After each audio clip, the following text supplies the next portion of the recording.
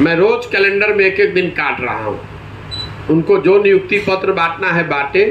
वो अगर जाली नियुक्ति पत्र भी बांटना शुरू कर दे तब भी 10 लाख सरकारी नौकरी का नियुक्ति पत्र नहीं बांट सकते हैं। मेरा विश्वास है, ये झूठ बोल रहे हैं ये लोग। उनकी सरकार का चलना वहां मुश्किल कर देंगे। इतने लोगों को जाकर पटना घेरेंगे कि वहां बैठ के उनका दही चूड़ा खाना भूल जाएगा। 3 महीना हो गया, 10 लाख में कितने लड़कों को नौकरी मिली आप देख लीजिए। लेकिन अगर साल भर होने के बाद नौकरी नहीं मिली तो ये बात खाली नहीं जाएगी। इस पर राज्य में बहुत बड़े स्तर पर आंदोलन आप देखेंगे। तेजस्वी यादव तो कुछ भी कह सकते हैं, उनके कहने का क्या है। उन्होंने तो कहा था कि पहली कैबिनेट मीटिंग होगी तो कलम से पहला ऑर्डर यही होगा कि 10 लाख लोगों को नौकरी मिल गई। उनको जानकारी नहीं है कि कैबिनेट में इस तरह का कुछ करने का प्रावधान ही नहीं है। बिहार को कोई एक व्यक्ति, कोई एक दल अगर ये दावा करता है कि वो अकेला इसको सुधार सकता है तो लिख कर रखिए, 2 ही बात हो सकती है।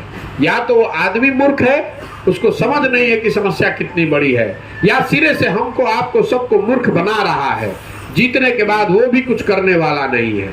इसीलिए मैं कह रहा हूं कि भाई प्रशांत किशोर अकेले की ताकत नहीं है ये करने की। जब समाज जगेगा, लोग मिलेंगे तभी हो सकता है, नहीं तो मैं भी झूठे वादे कर सकता हूं। अब देख लीजिए, नीतीश कुमार ने भी दावा किया है कि 10 लाख लड़कों को सरकारी नौकरी दे देंगे। मैं ये समझ रहा हूं कि तेजस्वी यादव ने ये वादा किया था चुनाव प्रचार के दौरान, तो उसको तो गंभीरता से मैं नहीं लेता हूं। तेजस्वी यादव तो कुछ भी कह सकते हैं, उनके कहने का क्या है।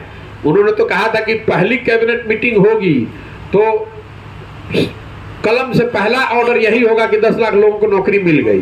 उनको जानकारी नहीं है कि कैबिनेट में इस तरह का कुछ करने का प्रावधान ही नहीं है।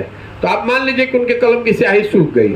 लेकिन जो नीतीश कुमार जी हैं, जो 15 साल 16 साल से इस राज्य के मुख्यमंत्री हैं, मेरे लिए आश्चर्य की बात है कि ये आदमी जो 16 साल से मुख्यमंत्री है वो अचानक से 15 अगस्त को कहते हैं कि मैं 10 लाख लोगों को सरकारी नौकरी दे दूंगा। तो मैं आश्चर्यचकित हूं कि अगर 10 लाख लोगों को सरकारी नौकरी दी जा सकती है या दी जा सकती थी तो आपने पहले क्यों नहीं दे दिया? इतने दिन से क्यों रुके हुए थे?